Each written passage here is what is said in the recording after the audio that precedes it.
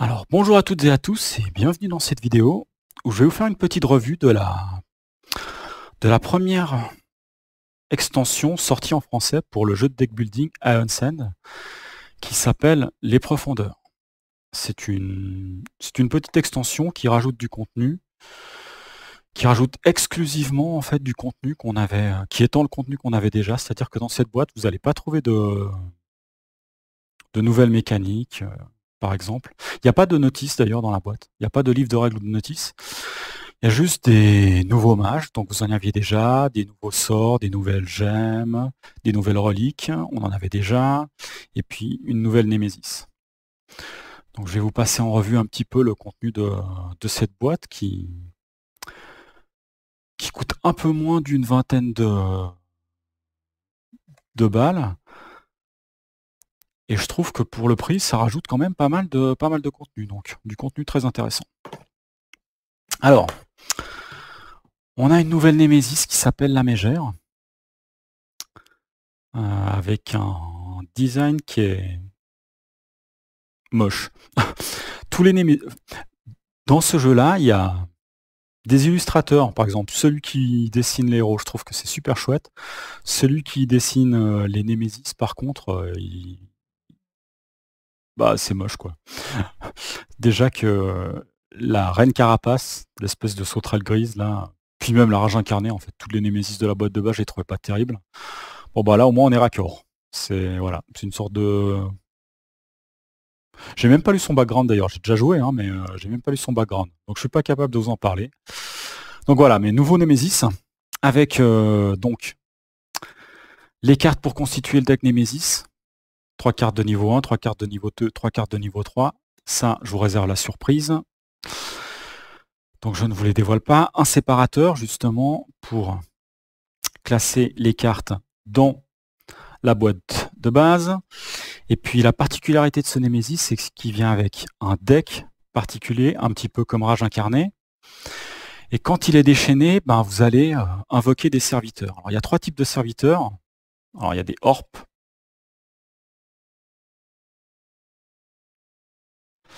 Oups, il y a des Yud. Ça sent la génération de noms aléatoires. Des Yud.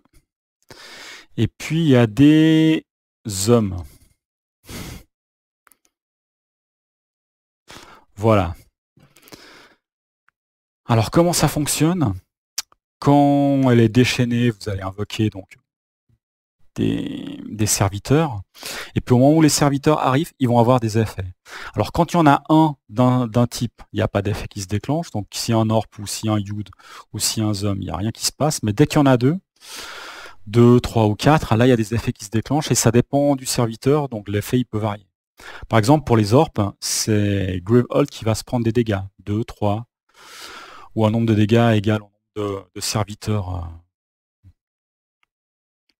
qu'il y a en jeu. Les Yud, eux, ils vont infliger des dégâts aux joueurs. Et puis les hommes, ça va varier, ça va soit faire des dégâts aux joueurs, soit faire défausser des cartes, soit faire des dégâts à Gravehold en fonction du nombre de trucks. Les trucks, c'est ça, hein, en fonction du nombre de trucks que vous avez en jeu. Donc voilà, la Mégère, c'est une Némésis qui fonctionne sur ce principe-là. Elle invoque des serviteurs, mais ils n'ont pas la capacité durable, c'est-à-dire que les effets ils sont déclenchés que au moment où ils sont invoqués. Heureusement, hein, sinon ce serait un petit peu... ce serait beaucoup trop difficile. Alors moi j'ai eu l'occasion de la tester. C'est vrai qu'on peut être très très vite débordé par les serviteurs. Et on peut se prendre des gros coups de burst. D'autant que là, il y a une carte, alors je vais juste vous en montrer une, qui peut potentiellement, au niveau 3, être vraiment très très pénible. C'est un totem qui fait que déjà il a un effet durable, donc c'est déchaîné 2 fois. Et en plus, il faut d'abord taper les serviteurs, donc ce combo-là, il a été assez violent. En dehors de ça, je pense que c'est un Némésis. Si on a les bons héros et les bons sorts, il est d'une difficulté moyenne. Sans ça, je pense qu'il est assez difficile. En l'occurrence, moi, je l'ai testé avec des héros et puis des sorts qui sont issus de l'extension, et je trouve qu'ils sont particulièrement bien adaptés contre ce Némésis. Ils sont également, je pense, très bien adaptés contre d'autres Némésis, comme par exemple la Reine Carapace, je pense, qui invoque tous ces bugs. Donc du coup, moi j'ai réussi à le battre. C'était pas trop dur. Mais sans ça, je pense que ça aurait été nettement plus compliqué. Alors, une nouvelle Némésis, c'est toujours chouette parce que 4 Némésis dans la boîte de base, c'est vachement bien. Tous les Némésis ont des comportements différents. Celui-là, il a également un comportement qui est complètement différent. Donc ça, c'est vraiment excellent. Et puis si vous en avez 4 dans la boîte de base et que vous en avez en plus, ben même juste un, en termes de pourcentage, c'est pas mal en fait, hein, par rapport à ce qu'il y a comme contenu dans la boîte de base. Il y a 3 nouveaux mages que je trouve vraiment très chouettes. Là pour le coup, les illustrations sont vraiment très sympas. Donc il arrive Zana et puis Nîmes. Alors ce qui vaut peut-être le coup de regarder un petit peu plus en détail, c'est leur pouvoir ultime qu'ils peuvent déclencher. Donc Grive, hein, elle a l'âme de répression. Alors qu'est-ce qu'elle peut faire, elle? Elle fait 5 dégâts à un serviteur et 3 dégâts à un autre serviteur quand il se déclenche. Et puis il faut très peu d'éther en fait, hein. Il n'y a besoin que de 4 charges là en fait, de 2 pour le déclencher. Donc c'est pas très coûteux. C'est pas l'effet le plus puissant, mais typiquement contre la mégère qui a pas mal de trog, enfin qui invoque beaucoup de serviteurs, ça c'est un héros qui est complètement adapté à ce genre de Némésis, hein. Et puis ce qui est bien en plus, c'est que le fait d'avoir ça, même si c'est pas le plus ultime, le fait qu'il soit pas cher, on peut très souvent le déclencher. Et puis ça permet de, par exemple contre un autre Némésis, d'utiliser les sorts qu'on pourrait avoir sur la brèche, sur le Némésis, s'il n'y a pas de serviteur, puis d'avoir ça en réserve si jamais tout d'un coup il y a un ou deux serviteurs qui arrivent. Ça c'est très pratique, ça. Parce que parfois on économise un petit peu les sorts qui sont sur la brèche, on se dit tiens, c'est un serviteur qui est puissant qui arrive pour que je puisse tout de suite l'éliminer. Puis une fois que les tours du Némésis sont partis, là on est un peu plus tranquille, on peut utiliser les sorts. Parfois dans la partie ça arrive ce genre de choses. Donc là, voilà, ça permet d'être un peu moins prudent. Donc je le trouve vraiment très utile. Oups. Ensuite, on a Zana. Alors Zana, elle, son ulti, c'est de pouvoir faire gagner 7 points de vie à Gravehold, donc la cité qu'on défend.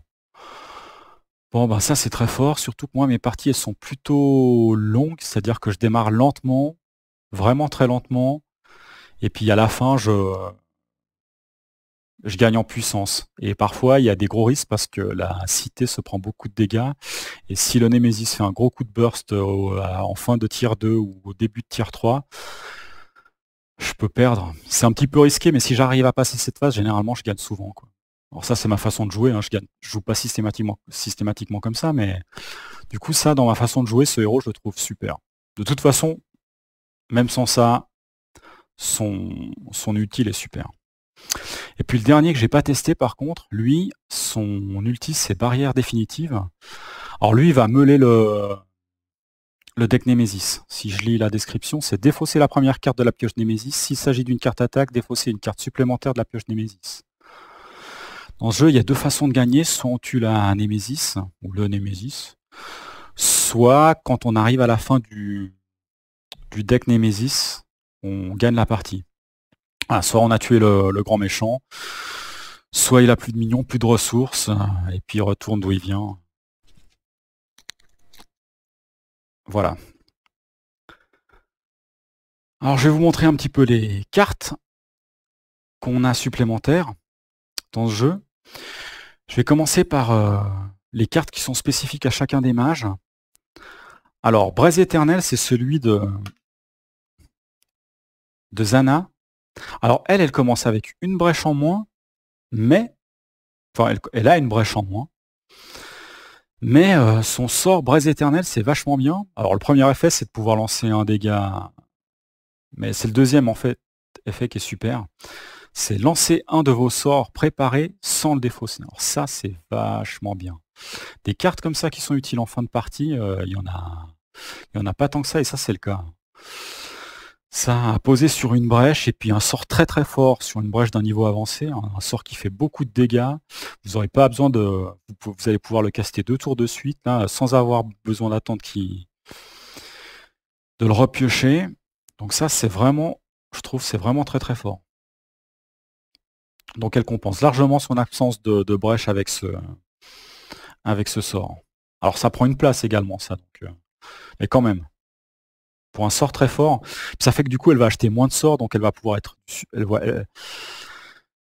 Parce que si on compte le fait qu'il y a ça, le sort puissant, un ou deux autres sorts, elle n'aura pas besoin d'énormément de sorts, donc elle va pouvoir dépenser son éther pour d'autres choses.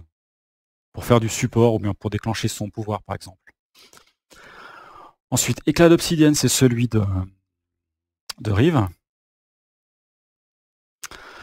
Alors là, c'est gagner un éther, et puis sinon on peut subir un point de vie pour gagner 2 éthers supplémentaires. Bon, bah, c'est vachement bien pour démarrer très fort. Justement, comme moi j'ai tendance à démarrer de façon un petit peu lente, s'il y a plusieurs, si on est plusieurs joueurs, donc, ou si je joue tout seul avec plusieurs mages, eh ben, je peux compenser le fait que quelqu'un démarre plus lentement en débarrant moi peut-être un peu plus fort. Donc je trouve ça bien.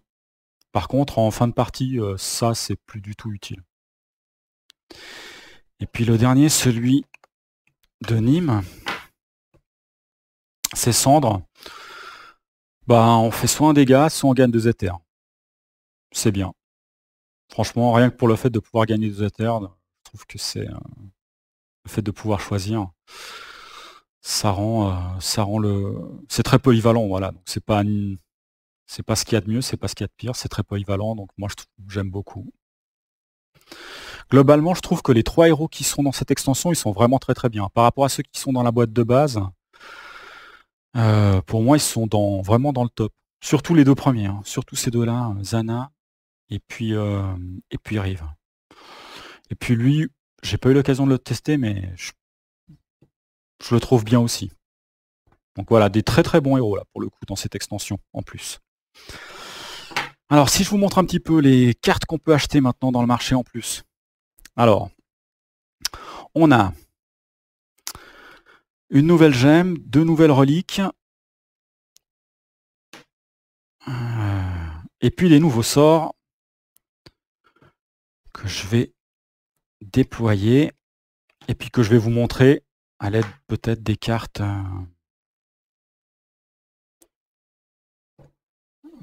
aléatoires, là, des cartes qui sont utilisées pour le tirage aléatoire.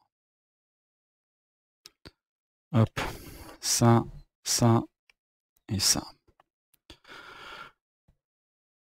Voilà. Alors, la nouvelle gemme, elle coûte 5, très cher.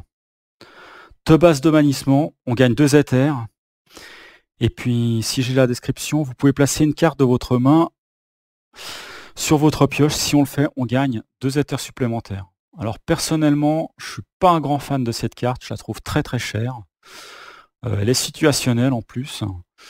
Et puis, la carte qu'on va poser, moi, j'ai l'impression que c'est soit une carte qui est pas géniale, ou je sais pas.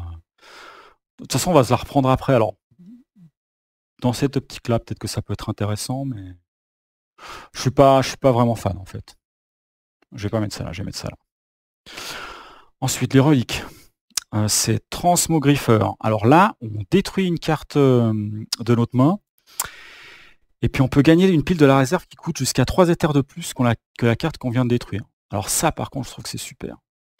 Ça, dans la dernière partie que j'ai fait, c'est la première carte que j'ai commencé à acheter.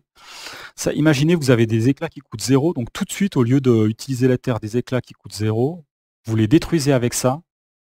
Enfin, dès que vous avez acheté ça, hein.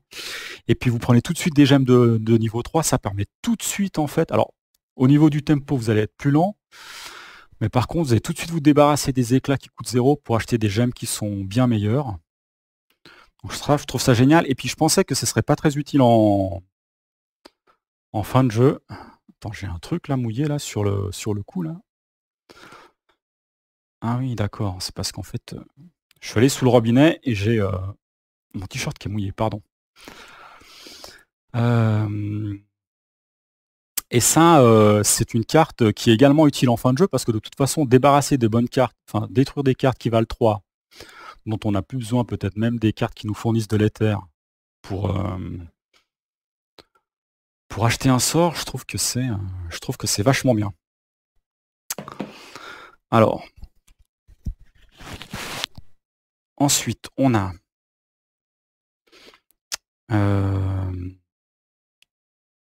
une autre relique que je trouve très très bien, mais plutôt en late game, qui est Dynamo de Vigueur. Alors, il y a deux effets. Soit on subit un dégât, et puis un joueur pioche 2 cartes. Mais moi, c'est surtout pour le deuxième effet que je l'utilise.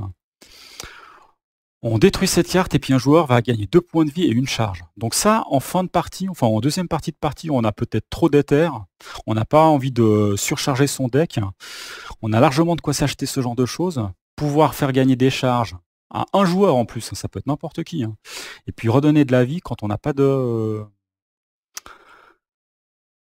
mage qui peut soigner par exemple, ou d'autres effets qui peuvent nous soigner, ben ça je trouve que c'est vraiment une des meilleures reliques du jeu, ça. Mais à pas acheter en tout début, en tout début de partie. Et puis on a différents sorts. Alors le premier c'est Lien du vide. On fait 3 points de dégâts et on peut lancer un sort d'un autre joueur qui est préparé. Bon. Standard, on va dire. Combustion. Alors ça fait 2 points de dégâts à un serviteur, puis 2 points de dégâts soit à un autre serviteur, soit à la Némésis. Alors là, c'est typiquement contre des héros comme la Reine Carapace ou la Mégère, ça c'est... je trouve que ça facilite vraiment beaucoup les parties, ça, ce type de sort. Après, de toute façon, il est bien quand même, je pense. Mais c'est surtout contre ces deux, je vois, contre ces deux Némésis qu'il est bien. D'ailleurs, je pense que si on l'a pas, la difficulté, enfin, il devient nettement plus dur, lui. Ombre dévorante.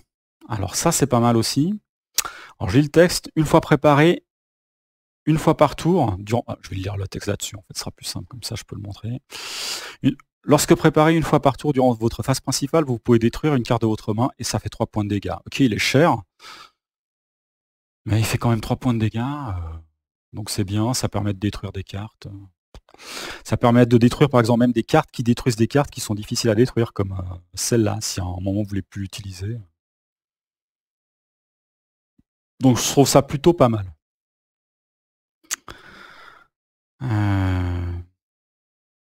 Pardon.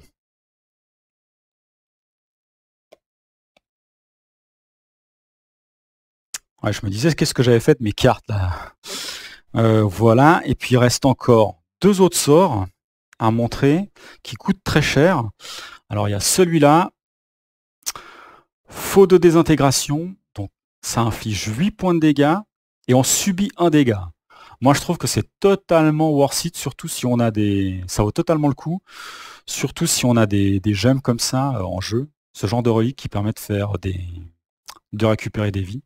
Et puis alors ça, c'est le genre de sort que vous allez pouvoir relancer 2 fois, typiquement qu'il faut relancer 2 fois avec ce héros-là, quand je vous ai parlé de son ulti.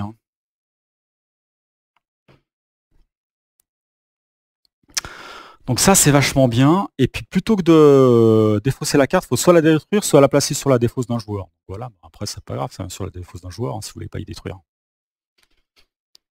Donc ça, je trouve ça très très bien. C'est le genre de carte qui va être acheté en très très peu d'exemplaires, en 1 voire 2 exemplaires. Tout mage compris, mais je trouve ça bien. Et puis ça, j'ai jamais eu l'occasion de l'utiliser, le dernier sort. Brasier monstrueux, ce sort doit être préparé sur 2 brèches adjacentes, donc il prend 2 espaces. Et puis quand on lance, il fait 7 points de dégâts, les répartis librement entre la Némésis et autant de serviteurs souhaités. Voilà, j'ai pas très très bien lu, mais vous avez compris. Ça fait 7 points de dégâts qu'on peut répartir comme on veut. Mais il prend 2 espaces. Alors le fait qu'il prenne 2 espaces, ça me dérange un petit peu et je le trouve cher. Donc pour l'instant, je ne l'ai pas utilisé. Ça, c'est typiquement le genre de sort que je vais acheter si jamais je dois combattre peut-être elle, justement, et puis que j'ai pas dans mon marché ce genre de sort à disposition. Je vais peut-être aller chercher ça. mais c'est plus cher. Donc voilà pour cette petite extension, le contenu de cette petite extension, qui est plutôt sympathique, moi je trouve, pour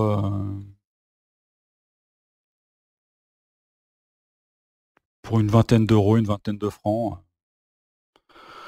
On a beaucoup plus de variabilité, une nouvelle Némésis, de nouveaux mages. C'est super. La prochaine extension qui va sortir, c'est les 100 noms. Et là, ce sera également que du contenu additionnel. Il y aura par contre 2 nouvelles Némésis, mais il y aura moins de mages. Il n'y a qu'un seul mage. Il y aura, je pense, des nouvelles cartes pour le marché. Et puis 2 nouveaux Némésis. Et j'ai l'impression que le comportement d'un Némésis, j'avais commencé à regarder, qui a un plateau, une carte supplémentaire, un peu comme la Reine Carapace, est assez intéressant. Donc c'est bien qu'ils aient fait là plus de mages, une nouvelle Némésis, puis dans la suivante l'inverse. Ça permet d'équilibrer. Et la prochaine extension, elle doit sortir, je crois, en septembre.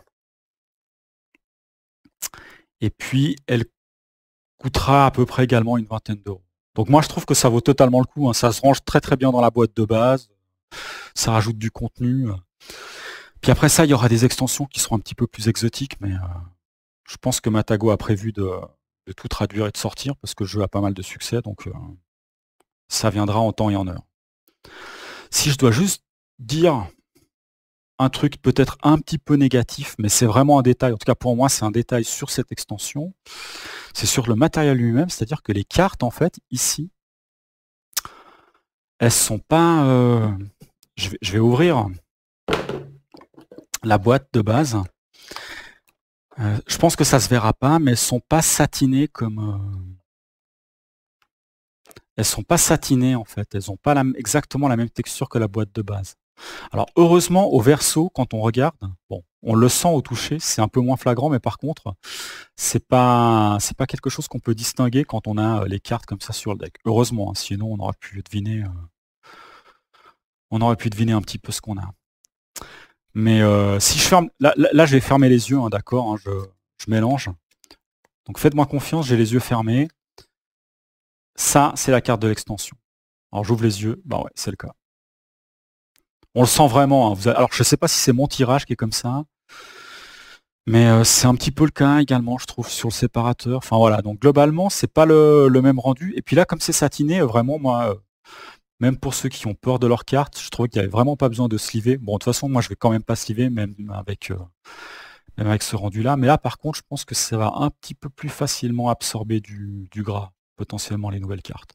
Pour moi, c'est un détail, mais voilà, je vous le dis au cas où. Ça va peut-être inciter des personnes qui ne se livrent pas à le faire. Moi, c'est pas mon intention. Voilà pour cette revue sur ce jeu-là, que je trouve vraiment excellent. Et puis cette extension, elle est vraiment très chouette. À venir, sur la chaîne, avant de conclure, peut-être, ce que je peux vous dire, c'est que j'hésitais à vous faire une revue du jeu Role Player, que j'avais acheté, mais j'attendais surtout son extension. Enfin, il y a 2 extensions qui sont sorties. La deuxième, elle va être... Enfin, la première, elle va être traduite... c'est un jeu de dés, hein, un mélange de jeu de dés et de jeu de puzzle. Chez Intrafin, qui sort en français chez Intrafin, enfin qui est sorti récemment. Mais comme moi, je l'ai acheté maintenant, parce que de toute façon, j'ai l'intention d'y jouer surtout avec la première extension. Je ne sais pas si je vais attendre fin de cette année pour vous en faire une revue avec l'extension, ou si je vais faire une revue avant. Je verrai. Et puis, je pensais refaire peut-être... Alors j'avais dit que j'allais filmer la suite, peut-être pas toute la campagne, mais en tout cas la suite des aventures de Véronique et Davina. Donc de la campagne sur Dungeon Degenerate. Donc ça, je pense que je vais faire un épisode, et puis je vais filmer encore 1 ou 2 parties d'un ou 2 autres jeux. Donc à venir, je pense qu'il y aura probablement 1 ou 2 parties filmées. Voilà, je ne sais pas exactement quand, ça va dépendre un petit peu de mon emploi du temps. D'ici là, je vous souhaite tout de bon. Et puis je vous dis donc peut-être à bientôt dans une prochaine vidéo. Allez, ciao ciao!